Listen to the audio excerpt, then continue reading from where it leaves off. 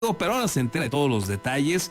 Se nos complicó tantito ahí el internet, pero ya estamos con usted también a través de Facebook, donde nos encuentra como postdata.news. Y saludamos a usted que nos sigue en Radio Tele, canal 8 de su telecable, en la retransmisión en punto de las 8 de la mañana. Vámonos justamente con los detalles de todo lo que sucede en torno a nuestra Morelia, Michoacán y por supuesto también a temas nacionales. Y por ahí vamos a empezar justamente porque el exsecretario de Seguridad de Sinaloa, Gerardo Mérida Sánchez, y el exsecretario de Finanzas, Enrique Díaz Vega, se entregaron el pasado jueves y viernes, es lo que se ha conocido hasta el momento, al gobierno de los Estados Unidos de Norteamérica, que los acusa de colaborar con el cártel de Sinaloa. De acuerdo con el Gabinete de Seguridad Federal, el militar en retiro Gerardo Mérida Sánchez se desempeñaba como secretario de Seguridad de Sinaloa y se entregó en el estado de Arizona antes de ser presentado ya formalmente ante una corte en Nueva York. En tanto, según la información publicada en medios nacionales, Enrique Díaz Vega, exsecretario de Administración y Finanzas en Sinaloa, viajó desde Europa para entregarse directamente a las autoridades federales en Nueva York. Ambos funcionarios son acusados por el Departamento de Justicia y el Departamento del Tesoro de los Estados Unidos de colaborar directamente con la fracción de los Chapitos del cártel de Sinaloa para participar en una red de protección institucional, filtración de información sensible y colocación de funcionarios corruptos para encubrir operaciones ilícitas. Además, se señala que previo a las elecciones estatales del 2021 facilitaron nombres y domicilios de adversarios políticos a grupos criminales para obligarlos a retirarse de la contienda mediante amenazas. Ambos fueron parte de una lista penal de 10 funcionarios y exfuncionarios sinaloenses acusados formalmente por las autoridades de Washington. Entre ellos también está el gobernador con licencia ahora, Rubén Rocha Moya. Pues mientras la presidenta de México, Claudia Sheinbaum, salía en sus mañaneras a defender a diestra y siniestra a todos estos señalados por los Estados Unidos de Norteamérica como presuntos delincuentes, presuntos integrantes de estas agrupaciones delictuosas como presuntos narcos. Bueno, la presidenta exigió una y otra vez pruebas y ellos fueron a entregarse y todo indica que se han ido a entregar para tratar de sacar alguna ventaja y convertirse en testigos protegidos. Así el revés que ha recibido este fin de semana pasado la presidenta de México, ella defendiéndolos y los otros entregándose por aquello de las pruebas. Después de esto, Claudia Sheinbaum ya cambió el discurso, ya lo moderó. Y aunque advierte una vez más que ningún gobierno del extranjero ni ningún funcionario corrupto detendrá el proyecto de transformación, ni podrán esconderse bajo su sombra. Así es que insiste en, según ella, defender la soberanía, pero ahora parece mandar una señal de que ya no los van a proteger a todos estos que están señalados. Veremos cómo evoluciona el asunto, porque con estos dos detenidos allá, bueno, pues la lógica sería que ahora sí el gobierno de Claudia Sheinbaum hiciera lo propio con el resto, sobre todo con los que se presume que están identificados y que ya tendrían que ser detenidos, como Rocha Moya y también el senador Insunza. Veremos qué pasa. Por lo pronto, mientras Claudia Sheinbaum los defendía a piedra y lodo, aquellos fueron a entregarse. Y ahora, este es el discurso de Claudia Sheinbaum. Nadie le va a arrebatar la transformación al pueblo de México. Le pertenece al pueblo. Ningún gobierno extranjero le va a arrebatar la transformación al pueblo de México. Los corruptos de antes no le van a robar la transformación al pueblo de México. Y nadie, ninguna persona que no sea honesta, que no sea honrada, puede esconderse bajo el halo de la transformación del pueblo de México. Este es un movimiento honesto, honrado, que le cumple al pueblo. Como decimos, nosotros no mentimos, no robamos y nunca vamos a traicionar al pueblo de México. Me dio mucho gusto estar con ustedes.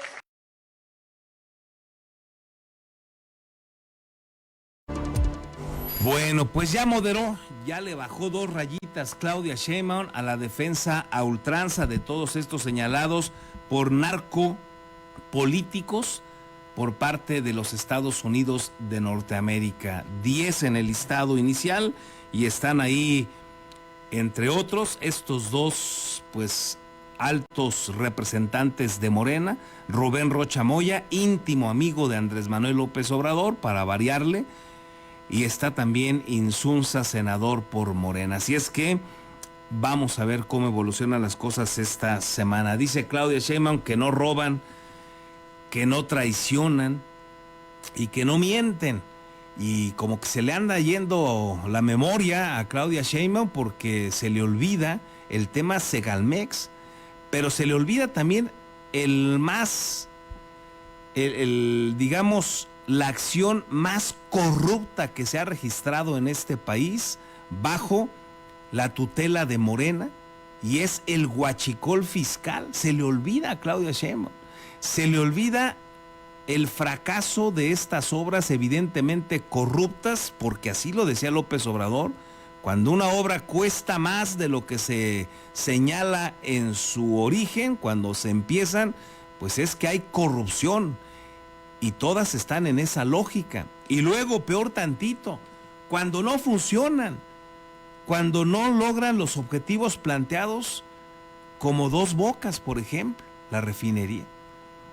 En fin, ahí me parece que Claudia Sheinbaum está perdiendo la memoria, o en el clásico cinismo de estos políticos, optan por mentir y hacer como que no pasa nada. Pero luego hay otro tema en esto que ellos defienden de la soberanía nacional y que vale la pena tenerlo en cuenta, también con el asunto de las extradiciones. Usted se va a acordar que allá en el año 2019, cuando empezaba el gobierno de López Obrador, Estados Unidos pidió exactamente lo mismo que pide ahora con estos 10 de Morena, pero en aquellos días lo pidió contra el junior de el Chapito Guzmán, con su hijo Ovidio Guzmán. En aquellos días, 13 de septiembre para ser exactos, Estados Unidos le hizo llegar a México una orden de detención provisional con fines de extradición en contra de Ovidio Guzmán por delitos cometidos en los Estados Unidos de Norteamérica. Y así tal cual se lo digo, fue a explicarlo el entonces secretario de Seguridad del país, Alfonso Durazo, a la Cámara Federal de Diputados. Fue a explicarles por qué el gobierno de López Obrador había ido con una orden de cateo, porque antes había dicho también que se lo habían encontrado así como de casualidad, que una patrulla había sido atacada y que en la reacción, pues al final dieron con el paradero de Ovidio Guzmán, y eso fue falso. Después se desmintió a nivel nacional y no, resultó que sí había una orden de cateo por esta petición que hizo el gobierno de los Estados Unidos de extraditar a Ovidio Guzmán. Y en aquellos días también el entonces secretario de la Defensa Nacional, Luis Crescencio Sandoval, explicó en qué consiste el acuerdo de extradición con los Estados Unidos y señaló sobre todo 2 pasos que deben de cumplirse para que México actúe en consecuencia, o Estados Unidos, si es que México es el que hace la petición. 1, debe de haber una orden de detención provisional, esa que llegó a México aquel 13 de septiembre de 2019. Y 2, tiene que ser una petición diplomática que debe incluir también una respuesta diplomática. En toda esa explicación que en aquellos años dio Luis Crescencio Sandoval, jamás habló de que le tenían que mandar un expediente con pruebas, jamás. Y sí fueron, en cambio, por Ovidio Guzmán. ¿Por qué la diferencia hoy? ¿Qué cambió? Porque se supone que el acuerdo de extradición que data de 1978 se mantiene igual. Pero bueno, hoy tiene una interpretación diferente, por lo menos la que le ha dado Claudia Sheinbaum, para defender a estos presuntos delincuentes, presuntos narcos que ha señalado el gobierno de los Estados Unidos de Norteamérica. En el caso Ovidio Guzmán, ¿el gobierno de López Obrador entonces fue un traidor a la patria? El gobierno de López Obrador, con estos personajes, Luis Crescencio Sandoval y Alfonso Durazo, permitieron la injerencia de los Estados Unidos de Norteamérica. Ellos provocaron entonces en aquellos días que se violara la soberanía nacional porque no pidieron pruebas y fueron por Ovidio Guzmán en aquel también operativo fallido, en aquel donde ya lo tenían y López Obrador después lo liberó. Bueno, pues así están las cosas, vale la pena tenerlos en cuenta por pues estos bandazos que dan los que gobiernan, como los que ha estado dando Claudia Sheinbaum. Ya le bajó 2 rayitas, veremos cómo evolucionan las situaciones los próximos días, luego de que estos dos han ido ya a entregarse. Veremos. En asuntos más locales, el diputado federal por Morena y exgobernador perredista de Michoacán de triste y lamentable memoria para el estado, Leonel Godoy Rangel, compareció ante la Fiscalía General de Michoacán en calidad de testigo en la investigación por el homicidio de Carlos Manzo. Aclaró que el alcalde era solo su adversario político y se dijo extrañado porque no se haya pedido la comparecencia del del gobernador Alfredo Ramírez Bedoya, quien también ha sido señalado, fue señalado por Carlos Manzo en algún momento y también lo hizo responsable si algo le pasaba. Luego limaron asperezas, recordará usted, pero Leonel Godoy dice que también tendrían que investigar a Alfredo Ramírez. El diputado federal por Morena y exgobernador de Michoacán por el PRD, Leonel Godoy Rangel, compareció este sábado por cerca de 2 horas y 20 minutos ante la unidad especializada en homicidio doloso de la Fiscalía General del Estado en calidad de testigo, como parte de las investigaciones que se siguen por el homicidio del alcalde de Uruapan, Carlos Manzo Rodríguez. Ante medios, afirmó que aclaró al Ministerio Público que no tenía diferencias ni rivalidad con el presidente municipal asesinado el 1 de noviembre. Señaló que era un adversario político, a quien vio por última vez en abril del 2025 para hablar sobre la agresión que sufrió el senador Raúl Morón Orozco en un evento que se registró en Apatzingán, y solicitarle que la disputa interna se llevara en términos civilizados. Ninguna, ni siquiera era rivalidad, éramos adversarios políticos.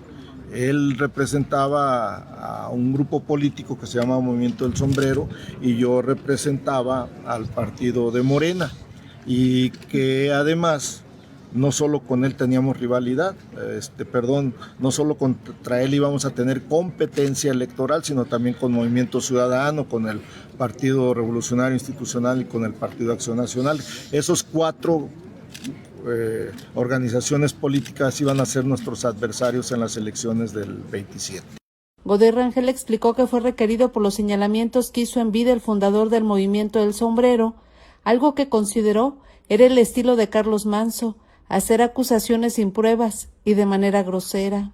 Aclaró que la alcaldesa y viuda del presidente municipal, Grecia Quiroz García, no consideró en su denuncia los señalamientos públicos, en los que aseguró que tras la última crítica de Manzo en su contra, habrían sido amenazados en su domicilio particular y días después se había registrado el asesinato.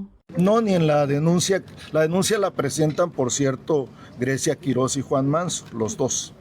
No dice nada en la denuncia sobre eso. Por ello, consideró que tanto la alcaldesa como el hermano del presidente municipal, Juan Daniel Manzo, se hacen pasar por víctimas, ya que le reditúa electoralmente en lo que consideró una política carroñera. Pues que dejen de hacer politiquería electoral. La política carroñera no le sirve a la democracia en México, en Michoacán ni en Uruapan. Tenemos que resolver los problemas graves de inseguridad que hay en el país, que hay en Michoacán y que hay en Uruapan. ¿En qué ánimo se retira? ¿El movimiento de Sombrero cree que está enrareciendo todo lo que previo a lo que será el proceso electoral 2027? Pues yo creo que ellos lo están haciendo por cálculo electoral, ¿no? Les reditúa electoralmente hacerse pasar de víctimas cuando los detenidos han sido agentes de ellos mismos. Además, consideró que la negativa a entregar el celular de Carlos Manso es prueba de que la alcaldesa no tiene una verdadera exigencia de justicia, sino una actitud político-electoral.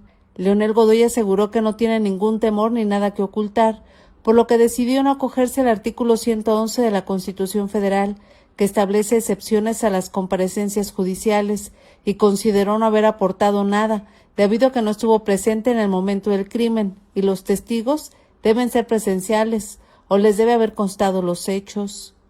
Con la edición de Víctor Jaramillo, reportó para Postdata Verónica García. Godoy Rangel confió en que las declaraciones que rindió este sábado ante la Fiscalía cierren esta parte de la investigación por el asesinato de Carlos Manso y afirmó que ha quedado demostrado que tiene relación con el cártel Jalisco Nueva Generación, este atentado que sufrió y que acabó con la vida de Carlos Manso. Cuestionado sobre si el fiscal Carlos Torres es juez y parte en el proceso, ya que también es aspirante a la gubernatura de Michoacán por Morena, señaló que Grecia Quirós García, alcaldesa de Uruapan, y Juan Daniel Manso Rodríguez, hermano del presidente municipal, olvidaron señalar a Alfredo Ramírez Bedoya en la denuncia, pese a que también fue acusado por el entonces presidente municipal Carlos Manso Rodríguez. Cuestionado sobre si el requerimiento de la Fiscalía puede considerarse fuego amigo, Godoy Rangel afirmó que ha visto que páginas cercanas a la Coordinación de Comunicación Social le han dado vuelta al citatorio que le hizo el Ministerio Público, pero sin mencionar que fue en calidad de testigo. Pues yo espero que ya concluya esta carpeta por la denuncia de Grecia Quirós y Juan Manso, que fue totalmente infundada y además selectiva, porque solo piden, nos acusan a nosotros y Alfredo Ramírez Bedoya, que es señalado por él. Hay un video del 13 de julio de 2025 donde le hace acusaciones muy graves, para mí infundadas. Lo acusa de nexos con el crimen organizado, de ser el responsable de la inseguridad en Uruapan, y además lo reta con palabras altisonantes a golpes. Todos ustedes conocen ese video. Entonces, qué curioso que padecieron de amnesia Grecia Quirós y Juan Manso y no señalan que él también tenía que comparecer. ¿Qué opinión que la Fiscalía lo llame también al gobernador? No pediría, simplemente estoy narrando un hecho que ocurrió con un video que ahí está. Bueno, yo lo único que he visto que ha ocurrido en estos días es que páginas cercanas a la Coordinación de Comunicación Social le han dado vuelo a este citatorio sin nunca señalar que es un citatorio en calidad de testigo. Es lo único que he visto. Yo no puedo acusar, porque si no estaría incurriendo también en hacer acusaciones sin prueba. Al contrario, yo defendí siempre al gobernador ante las acusaciones sin pruebas que le hacía Carlos Manso.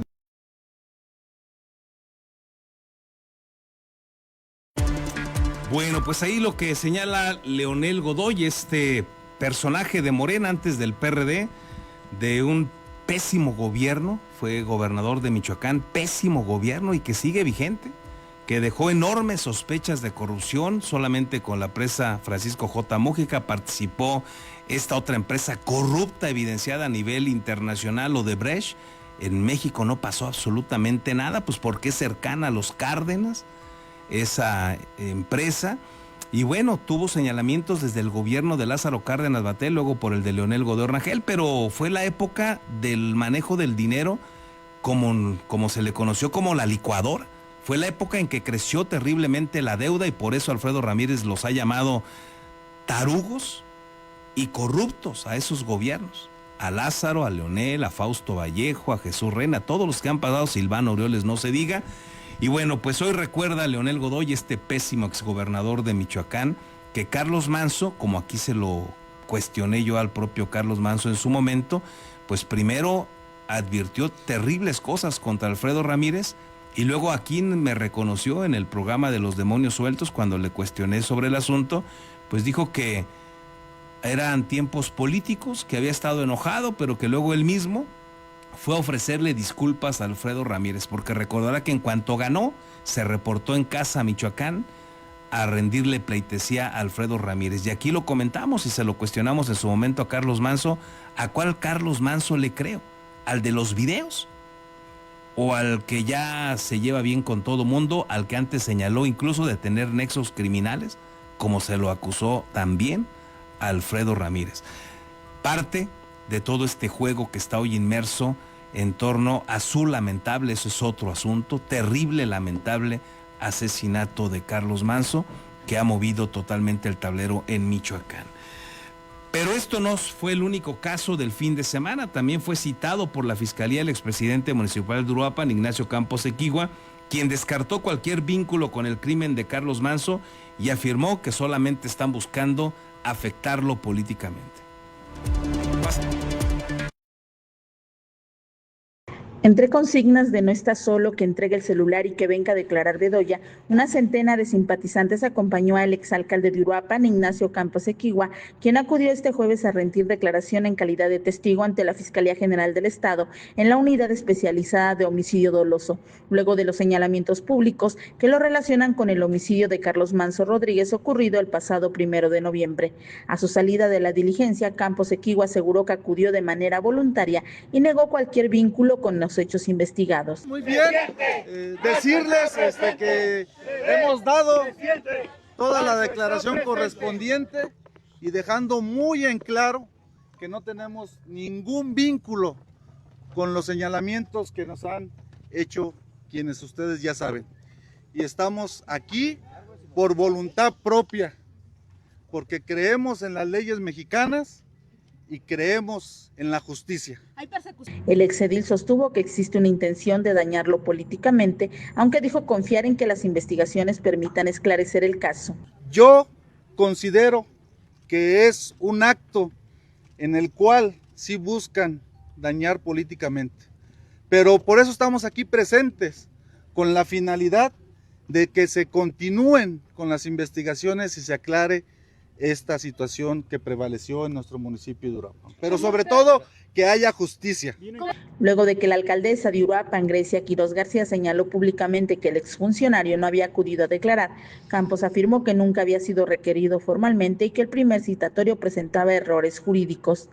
No se me había requerido, por ahí señalan que, y señaló la alcaldesa que había faltado, pero tengo que cuidar muy bien los detalles jurídicos, porque un citatorio que no viene con las condiciones adecuadas, con un nombre que no es mi nombre, pues ¿cómo iba a asistir a declarar si lo que quiero es que haya justicia?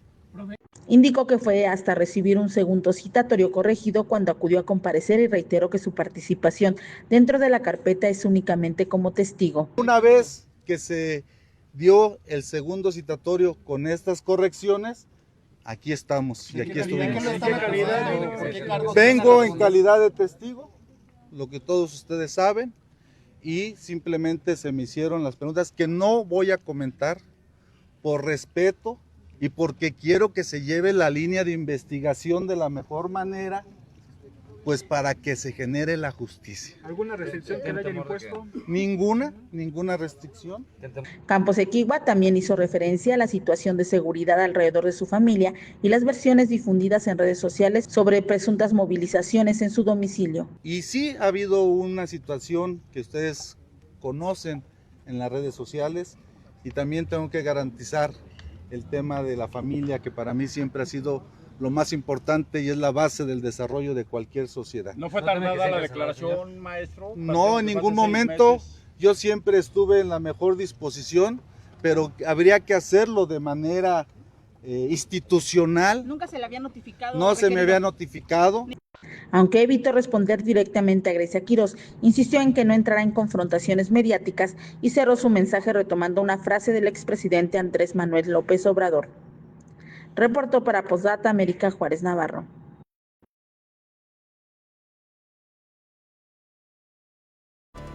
Bueno, dejamos este tema un momento, va a seguir seguramente dando mucho de qué hablar esta investigación en torno al asesinato de Carlos Manzo y esta pues escalada que ha tenido también del ámbito político, esta otra línea de investigación que sigue ahí y que en estricto sentido Grecia Quirós, pero también Juan Manzo, han exigido que se lleve a cabo esta indagatoria por el ámbito de lo político, porque consideran ellos que desde lo intelectual, no en los hechos, sino desde la planificación de este asesinato, podría estar vinculado el tema político electoral. Y bueno, pues ahí está el otro tema, la otra tesis de la investigación, camina más por el lado del crimen organizado, que haya sido solamente hasta ahí, es grave, pero que no involucraría el tema político. Ya veremos hasta dónde llega la fiscalía y le seguiremos teniendo al tanto. Vamos a platicar ahora unos minutos. Ya se encuentra con nosotros el diputado local de Movimiento Ciudadano, Antonio Carreño Sosa, a quien le agradezco que hoy nos visite aquí en la cabina. Diputado, ¿cómo estás? Creo, Carlos, bien, gracias por el espacio. Un saludo a ti y al auditorio. No venías desde que andabas en campaña. Desde el 24, sí, está ese pendiente. Muy bien, pero hoy estás aquí. Oye, un asunto que me parece sensible a nivel nacional y que hemos visto que tú has estado enfocado en este tema, en cómo ayudarle a los niños con cáncer. Sí. Lograste ya que se formalizara, digamos, legalmente el que se tenga un padrón, sí, para tener mayor precisión justamente de estos pequeñines que todos los días están dando batallas ejemplares. Sí, fue una iniciativa que presenté hace casi un año, que se aprobó hace como mes y medio. Y ahorita lo que queremos es que pues esa iniciativa nos permita a mejorar la atención de niños con cáncer.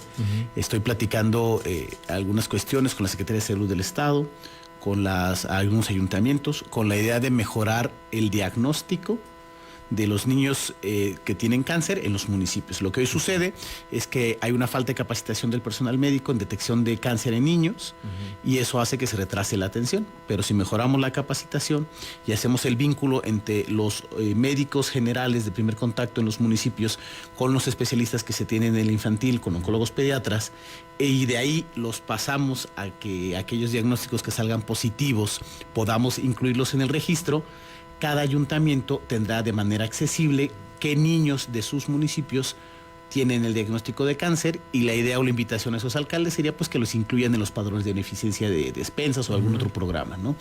Con la idea de pues poder atender por distintos lados un tema tan delicado como es el cáncer infantil.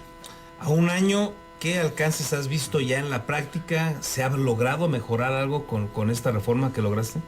Se aprobó, la presenté un año y se aprobó hace como mes y medio. Apenas se acaba de aprobar, se tardó como 10 meses en salir el dictamen y la aprobación, y justo la idea es esta ruta que te comento, y yo espero que lo podamos implementar pues en conjunto.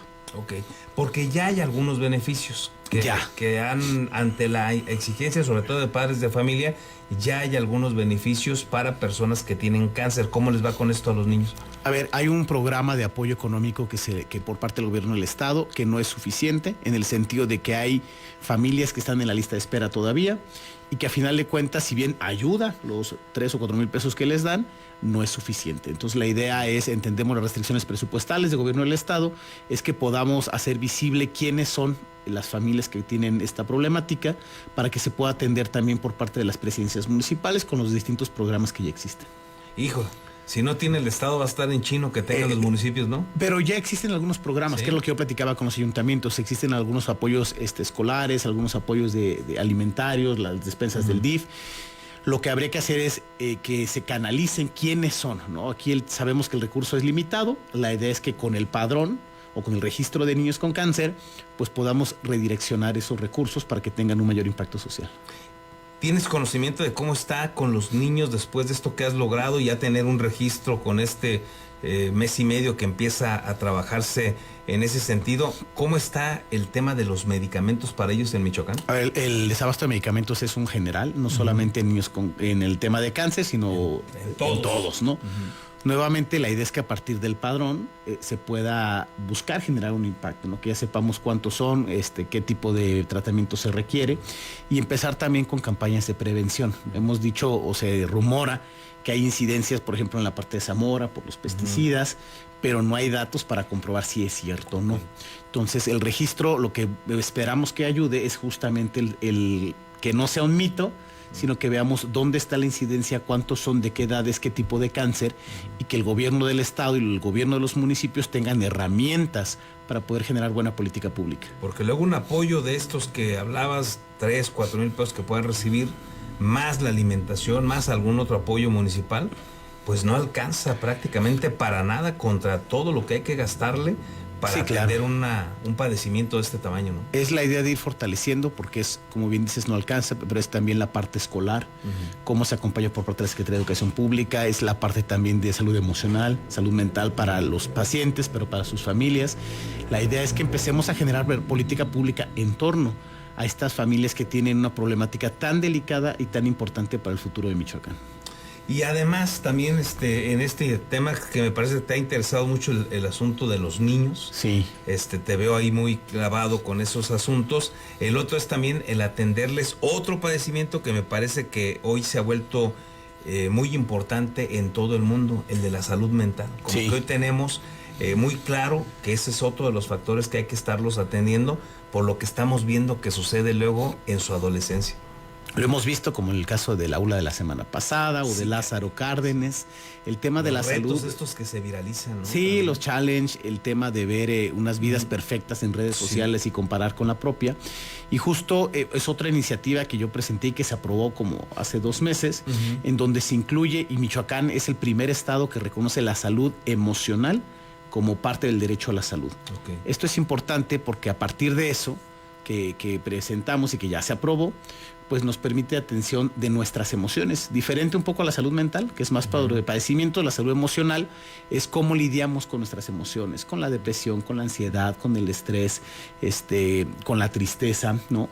Con la idea de tener mejores relaciones interpersonales, y eso impacta eventualmente en un tema de construcción de paz en el Estado. ¿Cómo implementar un apoyo para estos niños en este ámbito de las emociones? Hay que, con esta iniciativa que has presentado y que se ha aprobado, ¿qué sigue? ¿Cómo la implementas para ayudarle a estos pequeños? El tema de la salud mental, a diferencia de la emocional, por ejemplo, que es la que nosotros empujamos, la emocional, se pueden generar herramientas breves de intervención. Hay prácticas de intervenciones en que en 15 minutos, con especialistas que no necesariamente sean psicólogos, sino puede haber un curso de diplomados y certificaciones de estas herramientas. Para los profesores. Para los profesores o por algunos, yo lo que estoy buscando desarrollar es generar en el territorio constructores de paz o embajadores de paz que tengan estas herramientas. La diferencia es que con la salud emocional puedes generar certificaciones o diplomados más cortos que una carrera de psicología y que no se profundizan tanto en las causas, para eso están los terapeutas, sino que les dan herramientas a la ciudadanía para lidiar con la frustración, con la ansiedad, y que puedan ir mejorando su salud emocional y mental. Lo ideal sería que tuviéramos acceso a terapia todos de manera gratuita. La realidad es que hoy, por el sistema financiero que cuenta el Estado, no es posible. Pero tenemos que ver el cómo sí, ¿no? Por eso es que empujé la iniciativa y estoy generando campañas con mi equipo de estas intervenciones en las colonias, en donde vamos, ponemos nuestro stand, platicamos con la ciudadanía, recibimos quejas y gestiones municipales también, y ya cuando platicamos de la ama de casa, pues que está un poco frustrada por todo el cuidado de los niños o del padre que perdió el trabajo, pues hacemos estas intervenciones y en 10, 15 minutos les damos herramientas para que puedan manejar de mejor manera sus emociones. Pero eso lo haces tú. Sí. Y desde lo institucional, ¿se está platicando para implementar algo en escuelas? Idealmente sería para implementar escuelas y capacitaciones a los maestros. No hemos todavía tocado ese tema. Y también podría ser un tema de herramientas del DIF, ¿no? O sea, son las ideas que a mí se me ocurre, y una gran estructura, que son los encargados del orden. También cada presidente pudiera implementar capacitaciones a sus encargados del orden, con la idea de que pueda haber gente capacitada con herramientas de construcción de paz en el territorio. Y a lo mejor hasta explicar también este tema de lo que significan hoy las redes sociales, sí, el uso claro. de aparatos electrónicos, que me parece en buena medida están causando estas situaciones, estos malestares, estas incomodidades o esta serie de emociones en los pequeños, ¿no? Sí, la temprana exposición a redes sociales y el no cuidado también es un tema que hay que terminar de legislar, que hay que revisar en las escuelas. Ahora todos los niños quieren ser influencers o youtubers, ¿no? Y yo conozco niños que tienen su canal de YouTube y tienen 7 años, ¿no? Y andan expuestos a las redes sociales y generan una dinámica que si no acompaña el Estado a los padres y a los maestros a cómo tratar los temas, pues vamos a seguir dejando que nuestras infancias estén, pues ahora sí que a la expectativa de lo que sucede en las redes sociales. Y finalmente, Toño, está el tema electoral también en el Congreso. ¿Estás parte de esa comisión? ¿Ahí cómo va el asunto? Bien, fíjate que desde hace poco más de casi 15 años no se había hecho una reforma electoral de fondo en el Estado. Estamos haciéndolo de manera plural. La presidenta de la mesa, la diputada Diana Muriel, hizo la convocatoria con los coordinadores de otros grupos parlamentarios, con los dirigencias de los partidos. Ya escuchamos distintas iniciativas. Estamos buscando generar un dictamen que incluya la mayoría de los consensos de todos los colores y por supuesto también la visión del Ejecutivo del Estado, con la idea de poder transitar antes de que termine mayo con una reforma política que nos permita un proceso del 2027 con mejores procesos, con mayor participación de la ciudadanía y sobre todo con un blindaje hacia la intervención del crimen organizado en los procesos electorales. ¿Cuándo es la fecha límite para lograr la reforma y que pueda aplicar en el 27? Tiene que estar publicada el 2 de junio.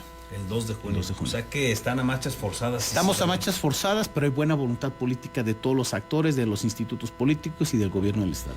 Porque hoy con lo que estamos viendo en el ámbito nacional, esto que refieres, Toño, de ver cómo se le cierra la puerta al crimen organizado, no se logra, no se avanza a nivel nacional en ese tema con la reforma al Plan B, que podemos coincidir rápidamente en eso. No le importó a la presidenta Claudia Sheinbaum tocar ese vals y lo están haciendo en el caso de Michoacán, por lo que estamos viendo ahora con Sinaloa, que es gravísimo. Muy grave. Y que nos pasó a los michoacanos, y que de repente vemos las cosas como muy lejanas, pero en Michoacán el Tribunal Electoral del Poder Judicial de la Federación aceptó que hubo participación del crimen organizado. Me parece que acotaron demasiado, que cuidaron demasiado allí algunos asuntos y dijeron, sí participó, pero nomás tantito. Y se validó una elección donde me parece que el crimen organizado hizo de las suyas. Y hoy tenemos un gobierno, el de Alfredo Ramírez, que emana de una elección sumamente cuestionada por la participación del crimen organizado. Menuda tarea, ¿cómo contienes eso? Hemos revisado distintas iniciativas, desde causas de nulidades de casillas, causas de nulidad de elección, herramientas que pueda tener la autoridad para la investigación de los candidatos, porque si bien hoy los partidos no tienen herramientas para poder hacer una investigación más a fondo. Estamos platicando con las instituciones, con el gobierno, con los partidos. Es una de las principales prioridades de todas y de todos los que estamos en la mesa de revisando la reforma electoral. Sabemos que nos ha rebasado la realidad a lo que está plasmado en la ley y que tenemos que actualizarlo de manera emergente, porque si no va a volver a suceder en el 2027 y sobre todo para poder garantizar que sea solamente la voluntad de las ciudadanas y ciudadanos las que decidan quiénes van a ser nuestras autoridades en el proceso del 2027. Y un llamado a los partidos, Toño, porque todos hoy, todos, incluido el tuyo en el que tú estás, Movimiento Ciudadano, pero el PRI, el PAN, Morena, no se diga, el PRD, tienen señalamientos por lo menos de personajes que están gobernando hoy, que son representantes en alguna parte del país o de Michoacán y que tienen sospechas de vínculos criminales, que han hecho eventos a favor de líderes criminales, que luego de manera sorprendente dicen, no, yo ni cuenta me di, pero fiestas en todo el pueblo, que cómo no se entera el alcalde o la alcaldesa.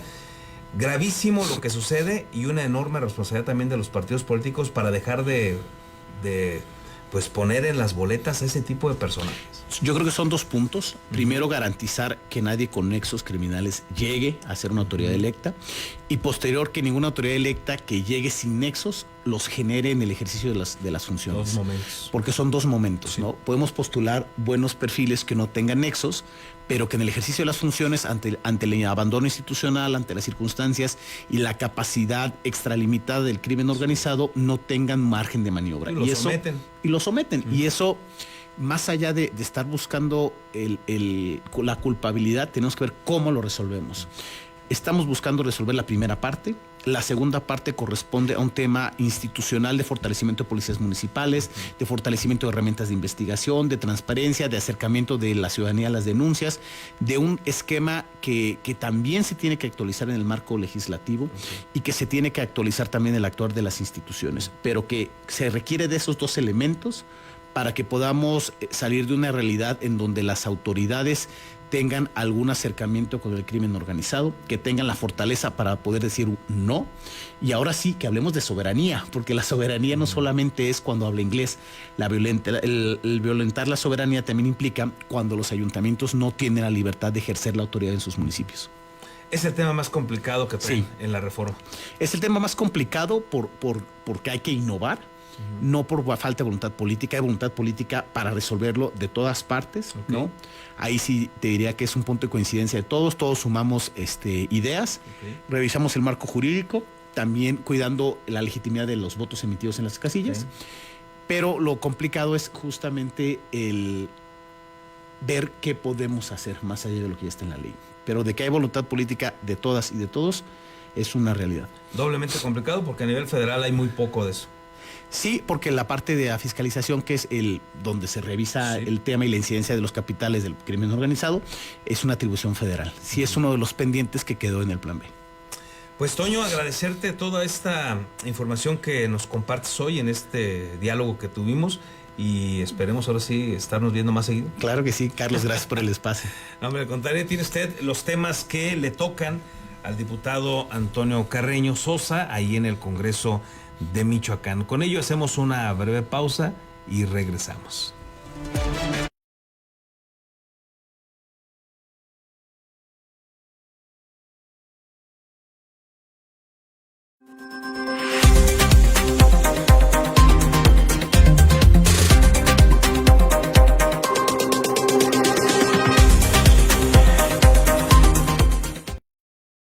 Beskid, asesoría profesional en seguros.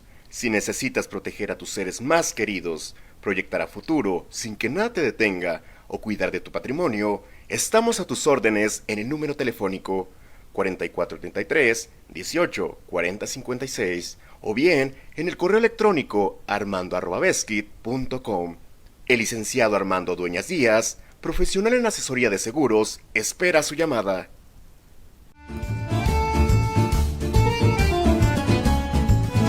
La original y deliciosa comida italiana ya está en Morelia, Hostería Fiorentina. Te esperamos en Boulevard García de León, número 1045. Contamos con una amplia carta donde encontrarás pastas, cortes, postres y claro, la inigualable y deliciosa pizza.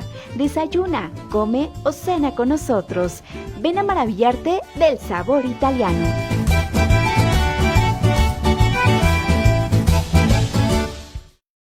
Tortas Acueducto el 32 y medio. No te quedes con el antojo. Deliciosas tortas de milanesa, queso de puerco, salchicha, jamón, hawaiana y cubana. O bien, una orden de milanesa. Puedes hacer tus pedidos al teléfono 4433-382499. De lunes a viernes, de 10 de la mañana a 4:30 de la tarde. La cobertura para entregar a domicilio está delimitado por la salida Mil Cumbres, salida Charo, La Poza Rica y Avenida Camelinas.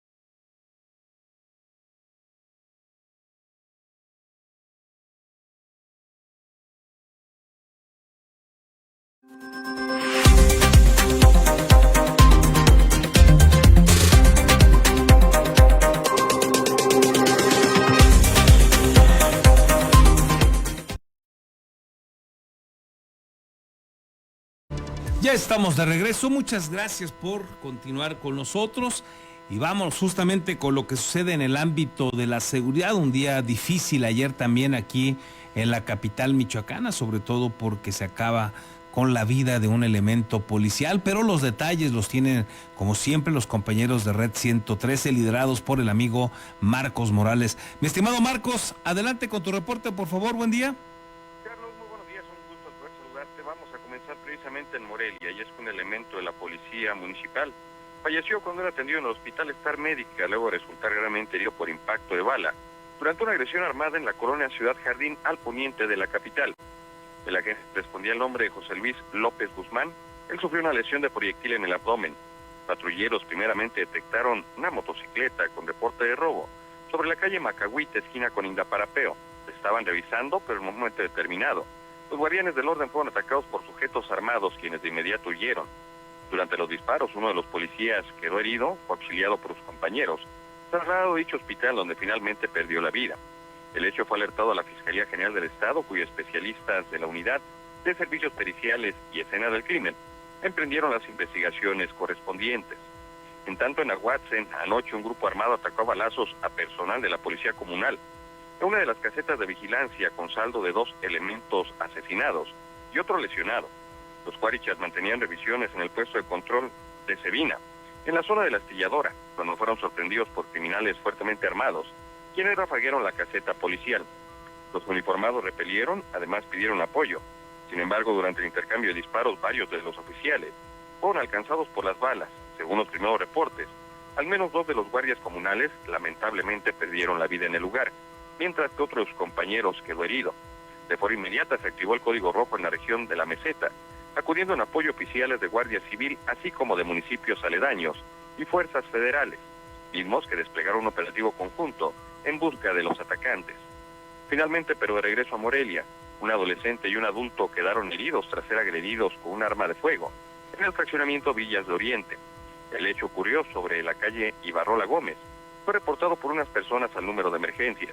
Posteriormente acudieron patrulleros y paramédicos, quienes atendieron a los ofendidos y los canalizaron a un hospital para su adecuada atención médica. Los pacientes responden a los nombres de Giovanni y Miguel Ángel, de 17 y 35 años de edad respectivamente. Ambos presentan heridas en un antebrazo. Mi estimado Carlos, es la información. Gracias, Marcos, excelente lunes. Quedamos al pendiente, excelente inicio de semana para todos. Le informo también que el fiscal Carlos Torres Piña reconoció que buscan las vías legales para acceder al celular del expresidente municipal, del presidente municipal asesinado, Carlos Manso. Explicó que no fue asegurado porque el aparato, el celular, no se encontraba en el lugar de los hechos ni entre la ropa que en ese momento usaba la víctima. La Fiscalía General del Estado analiza las vías legales que podrían permitir el acceso al teléfono celular del exalcalde de Uruapan, Carlos Manso Rodríguez, asesinado el 1 de noviembre de 2025, luego de que su viuda y actual presidenta municipal de Uruapan, Grecia Quirós, se ha negado a entregarlo bajo el argumento de que su esposo le pidió en vida que nunca lo proporcionara a alguien más. El fiscal Carlos Torres Piña explicó que el dispositivo no fue asegurado inicialmente porque no se encontraba ni entre las pertenencias del exedil ni en el lugar del crimen. Hace la recuperación del cuerpo de Carlos Manso, como no es un tema de indicio o una pertenencia bajo estas características, pues para empezar no se encontraba ni en su ropa ni en el lugar de los hechos, por lo tanto no se pudo asegurar. Se ha hecho la petición. Posteriormente, dijo, la Fiscalía realizó solicitudes para acceder a la información que pudiera aportar elementos a la investigación, especialmente sobre posibles denuncias o antecedentes previos a su asesinato.